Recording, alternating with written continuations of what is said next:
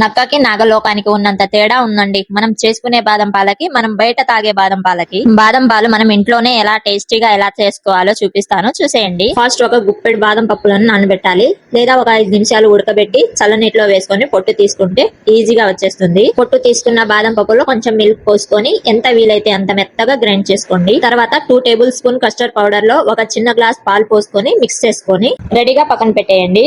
వేరే గిన్నెలో పాలు పోసుకొని మరిగించుకోవాలి. పాలు మరిగినాక ముందుగా రెడీ చేసుకొని పెట్టుకున్న బాదం పేస్ట్, కస్టర్డ్ మిల్క్ ఇంకా చక్కెర వేసుకొని ఎక్కడా ఉండలు లేకుండా కలుపుకోవాలి. మిల్క్ కొంచెం చిక్కబడేంత వరకు ఉడికించుకోవాలి. ఇలా చిక్కబడిన తర్వాత స్టవ్ ఆఫ్ చేసుకొని కంప్లీట్ గా చల్లారనివ్వాలి. తర్వాత మిక్సీ జార్ లో తీసుకొని లో స్పీడ్ లో 2 నిమిషాలు మిక్స్ చేసుకొని ఒక గిన్నెలో తీసుకోవాలి. సన్నగా కట్ చేసిన డ్రై ఫ్రూట్స్ వేసుకొని కొద్దిసేపు ఫ్రిడ్జ్ లో ఉంచి ఆ తర్వాత సర్వ్ చేసుకుంటే ఎంతో కమ్మగా ఉండే బాదం పాలు రెడీ. తప్పకుండా ట్రై చేయండి, చాలా టేస్టీగా ఉంటుంది. ఈ వీడియో నచ్చితే లైక్ చేసి సబ్స్క్రైబ్ చేసుకోవడం మాత్రం మర్చిపోకండి. బాయ్.